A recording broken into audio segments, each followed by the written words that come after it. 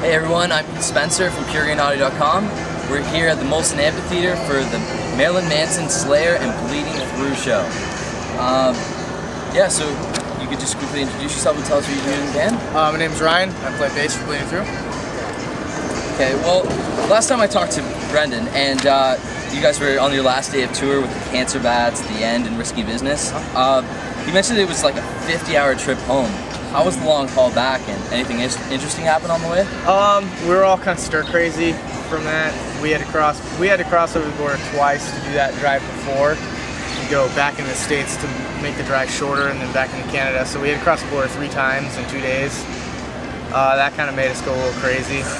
But the drive back was actually normally you're antsy, you want to get home, and everyone's kind of not really at each other's throats, but you know, a little standoffish and just wants to be home. But it was actually pretty mellow, which normally doesn't happen. We're all kind of just like want to get home, and just everyone's antsy and yelling, and who gets to lay down, who has to sit up. But it was kind of mellow. The whole tour was really mellow, so nothing crazy happened, surprisingly. Well, it's a long time, so you guys must have been like, sleeping the whole time. You pretty much, you either sleep or you sit up, and we only stop for gas and food. So it's not like you get out and take a couple-hour break and hang out. The only thing you want to do is get home, so you're literally sitting in a van the entire time driving.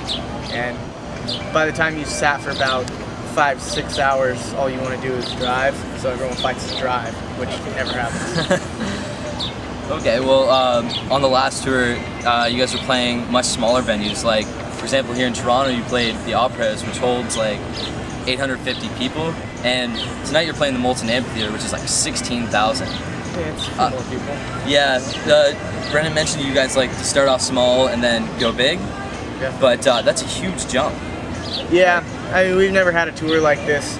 Normally when we go places like Canada and some cities that we don't play all that often, we would rather play too small and have it sell out and have a lot of kids and have it be a gnarly show than kind of overestimate and book a show. And you know, it makes both people, the band and the promoters, happy if they can get the show to be big and everything. So we'd rather just play smaller, more intimate venues. So. Yeah, it looks better on you if you sell it. Yeah, venue. I just think it's more fun when you play, you know, venues that are a lot smaller. Just kind of get the it's more intimate with the fans and everything. No barrier. That's like one of our big things. We don't like barriers. No. But this tour is completely different. So. Well, are there any other major differences for you when you play like a bigger venue? It's everything. It's a completely different world. Yeah, everything nice from backstage, dressing rooms, food. You've got ridiculous amounts of people working that kids don't ever see. They're just the guys working on the rigs and stuff. Other bands hanging out. It's really real mellow, and you just kind of hang out. It's the quality of your surroundings are totally different. Well, how's this whole tour going anyway? Awesome. It's started in West Palm Beach, and we've been working our way up the East Coast, and then now we're in Canada. Every show has been awesome. Everyone on the tour is amazing. The shows have been like unreal every night. It's like, these aren't shows, they're like concert, like extravaganzas. It's gnarly. Like, I've seen shows like that when I was a kid, and I never really thought I'd be part of it. So now watching from the stage, it's crazy to see how it's done. Yeah. How are all the bands getting along? Awesome. Slayer dudes are amazing. Everyone in Manson's band, really nice guys. Everyone that's in the band or works for one of the bands, all cool. We haven't had any problems. No? And being an opening band and not having any problems with anyone is rare. Yeah, it's always a good thing though, you know? Definitely. Yeah, a lot of my friends want me to ask you guys, like, what's it like chilling with the guys from Manson Slayer? It's pretty surreal sometimes. Like, we'll be sitting there and we'll be having a conversation, like with Kerry King, and he'll be talking to us, and it's not like we're asking him questions and then he answers them, and just kind of like, it's like, Jesus Christ, I want these kids to get the hell away from me. They're actually like hanging out, like during dinner, we'll be sitting down, hanging out and talking, and he's like, wow, I'm fucking talking Slayer. And they're like hanging out, and they're not getting annoyed. So it's still kind of like, I feel like a kid, which I like, because if I got over it really fast, or if I'm just like whatever, I'd kind of be bummed out, because I've been listening to Slayer for and the guys in Manson's band are awesome too. I mean, the bass player used to be Prodigy. I love Prodigy. My sister was obsessed with Prodigy. We were cruising that on the way here. Yeah. And then the guitar player came in DM. And so it's like, not only is it Manson's band, they're also members from like previous bands that I've been to when I was younger. Yeah, which is always good, like, to get all that experience. Oh yeah, it's awesome. What has your experience been like sharing the stage with these two legendary bands? It's cool. I think the best part about it is when you're playing and you look over the side and you actually have guys from Slayer and Manson actually watching your set. And not just like, oh, I was walking that way so I decided to stop for a minute, but like, they actually stop and watch. Kerry King actually asked us to play The Painkiller, one of our songs. Oh, yeah? He actually came up to us and goes, what's that one song with the lyrics that go, this, and we're like, oh, it's Painkiller. He's like, yeah, you gotta play that one. So to have someone from the band actually, fan and interference, to have someone from one of the bands actually request a song from us, and they actually know the lyrics. It's like, yeah, hey, play that one song with a heavy part. Or, hey, play that one part where you scream. You're like, okay, yeah, which one? But now they've got the specifics of, he knows the lyrics. That's great. Yeah, that's sick, man. Like, they enjoy your stuff, too, which is always awesome. I mean, there's a guy who's been touring since before I was born. He's been on the road before I was born. And now I have a band. He's actually playing with his band. He knows the lyrics for songs. It's fucking awesome. Dude, it's unreal. Yeah, man. Well, what about your friends and family? How have they reacted to your band's blatant success? My parents have always been happy. Like, they know they're real psyched for me. They come to our shows in Orange County all the time, the bigger venues. They're going to be coming to the Irvine Verizon Wireless show. My friends always message me, call me, and it's like, dude, when they found out, like, before I even told them that we had the Manson Slayer tour, like, found out, and what the hell? Like, how the hell did you get that? And that's insane, or hey, get me in. And then I've got people I haven't seen in years messaging me like, hey man, I heard you got the tour, and I'm like, yeah, I know what the next message is gonna be. And sure enough, they're like, do you think like maybe you could get me like +1? And I was like, I haven't talked to you in like 2 years. Who are you? So, but it happens on every big tour. Same with Ozfest, stuff like that. So yeah, it's kind of expected. You guys turned Ozfest down, right? No, not necessarily. We got this offer like right before we got the Ozfest offer again, and we'd already done Ozfest twice, and we said we would do this one right before, and I think it's a better decision anyways. Yeah, for sure, man. But getting back to your music, last time Brendan mentioned that you guys were working on a new album between the break between the tours. Yes. He said you had 9 rough songs. So how's the album progressed to this day? We've got about 10 or 11 now. I would say, safe to say 5 or 6 of them are solid. Like, we're not going to change anything. And there's another van coming. So. This one's legit. They got cops.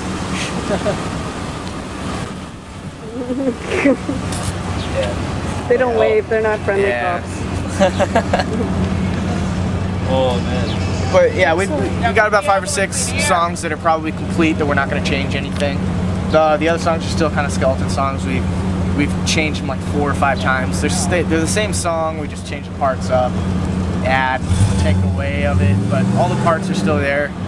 We've got a couple of them roughly recorded, and that's about as far as we've gone because we know that we're gonna do one or 2 more tours, and then our new guitar player is gonna go home for a little bit, and then we'll go into pre-production, more bands. This is a bad place to do it. I thought this was a bus tour, not a van tour. But yeah, so we have 5 or 6 songs that are complete, and then all they need is some lyrics, but those will get done when we go in the studio, and then the rest of the songs are still working. And we're not going to go into the studio probably till late February, early March. That's when we'll actually be in the studio recording the finalized songs. Okay, well, are you going to play any of those songs on this tour? Or? No. No? No, not yet. Okay, well, any teasers like song names? No, not even that. Can't. We're keeping it. Yeah? Yeah. It's definitely the heaviest stuff we've ever written. Some of the more technical stuff, but then again, there's some pretty just straight up pissed off brutal that's really just like caveman songs. Oh, beautiful. And then we've got some Beautiful. kind of, I wouldn't say artsy, but more black metal symphony stuff with some more sounds and industrial stuff in there. So it's everything we've done plus more and stuff we've never done. Cool, you guys should do like a German black metal video. There you go. Those really messed up ones that are in the forest, all black and white shit. We'll wear clown paints and of course we Oh man. Do you guys write while you're on the road? Sometimes. A lot of the riffs that we write our songs with are riffs that we were messing around with in the band room. We've been messing around on stage and almost wrote half a song before, just at a sound check. We've had extra time and say we couldn't get a kick drum sound for some reason at the soundboard, so we were just messing around on our own and we ended up writing half a song. That's happened before. So we'll just write bits and pieces of riffs on the road, and then when we come home, we'll write on our own, and then we'll come to the first practice and kind of lay it all out. Cool. Well, in your opinion, on a scale of like 1 to 10, 1 being a fluffy little kitten and 10 being ultimate deliverance of pain, suffering, and agony for all eternity, how metal is this album? New one? Yeah. See, our scale goes to 11. So that's like throwing puppies into a crowd. Yeah. Like, dude, there's, you know that machine where you run logs through it? Okay. And it shreds them? Yeah. That's what the puppy does with albums. Or with puppies. Yeah. It's been a long fucking tour. And possibly babies. Possibly babies. That's So pretty metal. It's like a 10. I'd say on a scale of 11. We go to 11. We don't do the 1 to 10. So it's definitely, we've definitely more metal, but then there's songs I said that are just straight up pissed off. There's nothing technical about them. They're straight up just pissed the whole way through, from beginning to end. And I think that's kind of what we're doing with the whole album. We're gonna throw some technical stuff in there. Cool.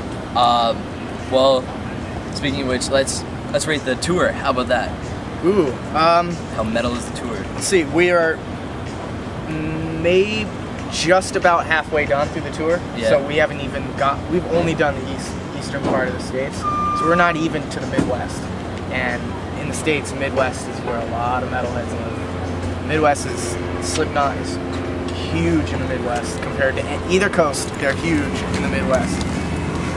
Bands like Slayer, Manson, huge there. So we haven't even gotten to the biggest shows of the tour yet. Yeah. So right now I'm saying it's an 8.5, but we're not even halfway done.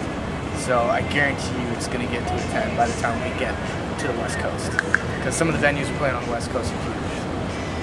It's gonna be awesome. Metal clause to that. Oh yeah. Yeah, metal.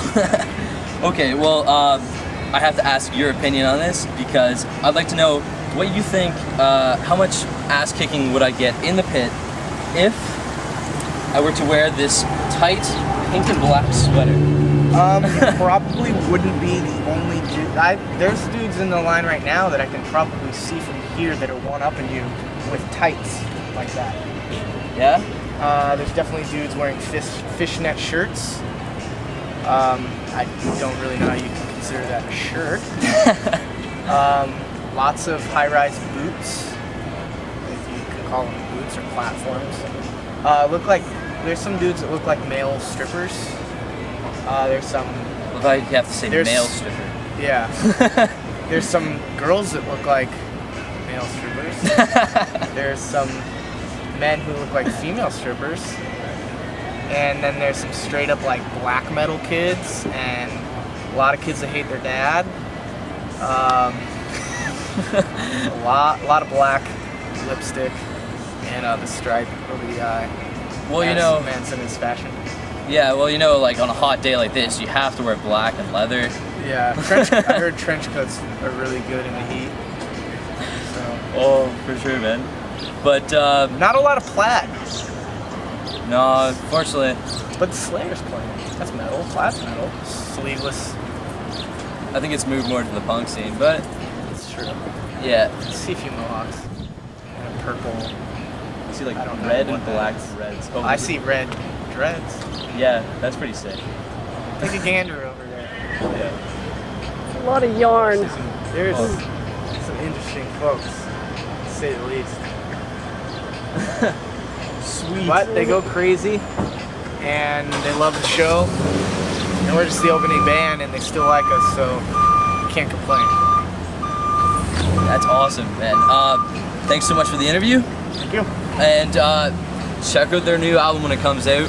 Unfortunately, he's not going to tell us the name. There's no name, there's no song titles yet. It's just in pre-production, so I can't really share anything quite yet. Okay. Well, ironic enough as it may be, at a Manson Slayer Bleeding Through show, peace and love.